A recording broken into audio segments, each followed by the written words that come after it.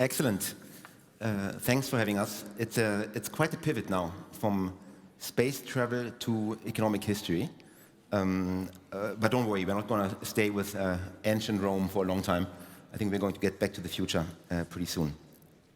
So you were already introduced. I had planned to say many nice things about you, but we already know a professor at Oxford, the Dieter Schwarz, Associate Professor for AI and Work. You've done very interesting work on the automation of work in the past, but your most recent book is indeed how progress, now I have to look it up, how progress ends, technology, innovation, and the fate of nations. And you take a longer view of economic growth and innovation and when it works and when it doesn't. Now, DLD generally takes a very future positive view and basically asks the question, what is possible? And also my colleague Sven Smith of the McKinsey Global Institute, who was here on Thursday morning, he spoke about our latest research, A Century of Plenty, which basically says that we are potentially at the cusp of an era of abundance and rapid economic growth, and yet this example of everybody living at the living standard of Switzerland today. Now, you are asking a very different question, which is why does progress often stall, and why don't we get the results that we could get? So you might argue, are you the right person for DLD, or did they make a mistake inviting you? I think they didn't make a mistake. I think you're exactly the right person, and I look forward to the next 15 minutes to discuss this a bit more. So let's start with that paradox. You write in your book, for much of human history, progress was not the norm, stagnation dominated. You also argue that today, advanced economies like the US and China, as we heard in the panel, I think on Thursday too, are really below where they could be in terms of productivity growth and are not advancing as quickly as maybe historically. So we live in an age of impressive inventions but disappointing economic outcomes. So how can we square that circle, that everything feels so fast, yet productivity growth remains stubbornly low? So the key purpose of the book is not to predict the end of progress, but it's making the point that progress is not inevitable. If technological progress was inevitable, it would not have taken humanity 200,000 years to have an industrial revolution.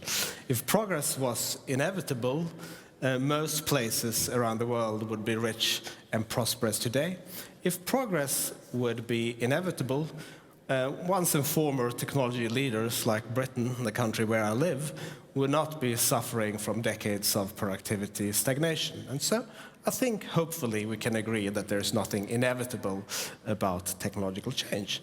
But I think the past 2 centuries since the Industrial Revolution have led many people to believe that. And I don't think, as I've just said, it's right.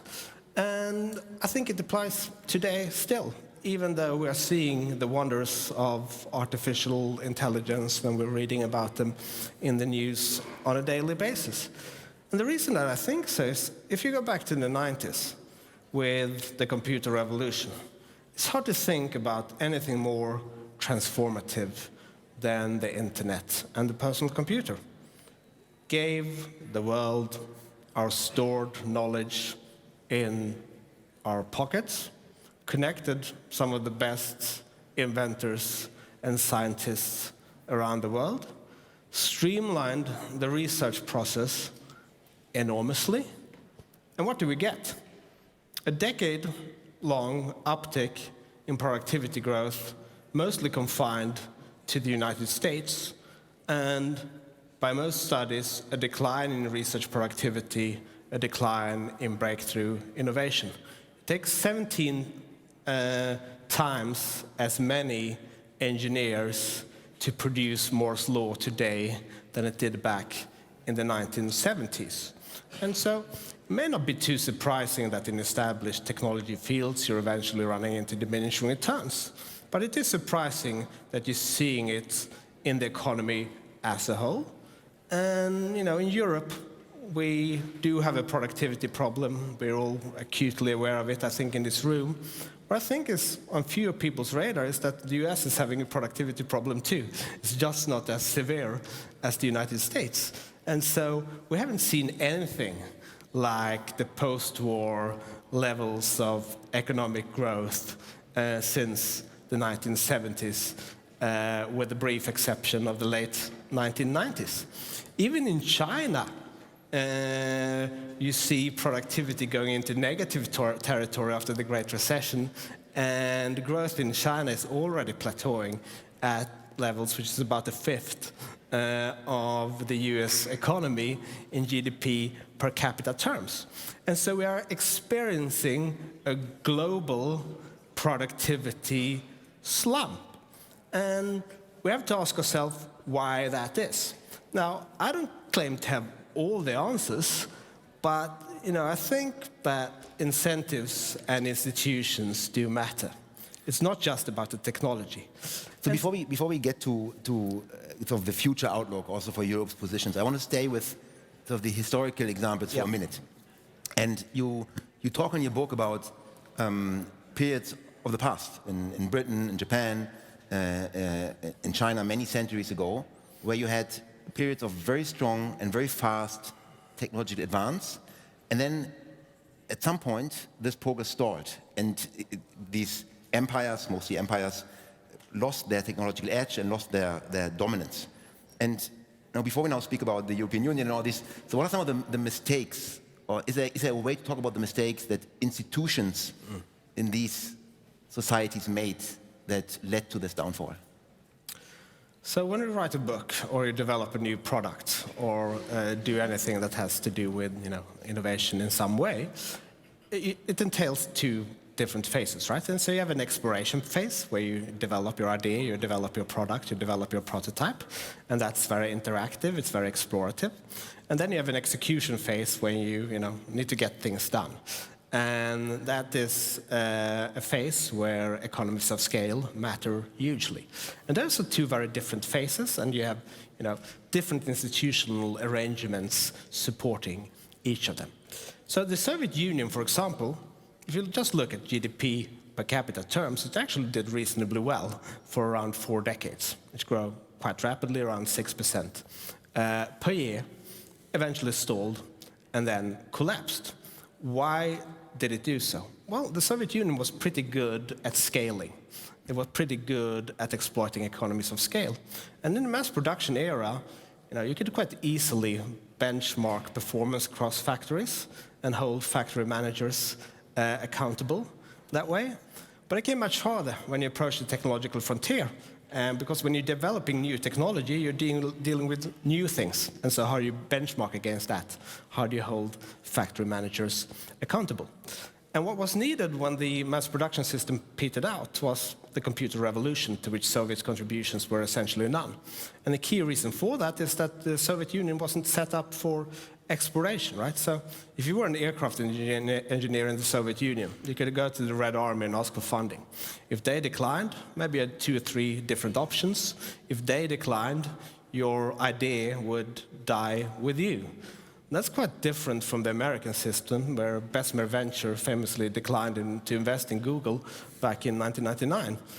They probably regret it today, but it also illustrates that Google was not a safe bet at the time. AltaVista and Yahoo were dominating search, and so it took somebody to actually invest to figure out whether Google would catch on. And in a more decentralized system, you can have many people taking different bets, exploring different technological trajectories, and that's a key advantage. And so when you grow, when you approach the frontier, you need to shift from centralization to decentralization. And that requires institutional flexibility, which is not by any means given, and is one of the reasons why we're seeing technology leaders fade at different occasions historically. So you have this distinction between sort of frontier innovation and basically catching up and diffusing existing ideas. So where do we, if you think about Europe today, and it sits between the US and China as the 2 superpowers, which of the 2 is our problem? Unfortunately, I think both.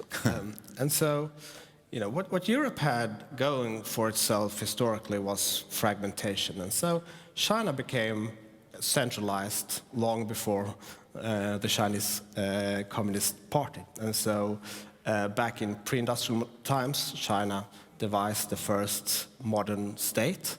And that meant that the public authorities, they could spur market integration, but they could also clamp down on inventors and scientists in a way that a fragmented Europe could not. And so Europe, by being fragmented, had the advantage of enabling exploration and permitting inventors to move from one country to another when the authorities were clamping down on them, and they frequently did.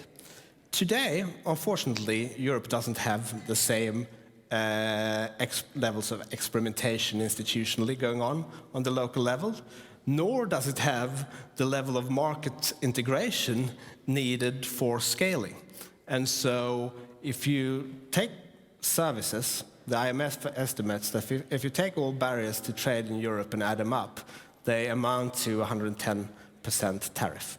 And so that really caps the potential return to innovation in Europe, which is in the end of the day determined by the size of the market.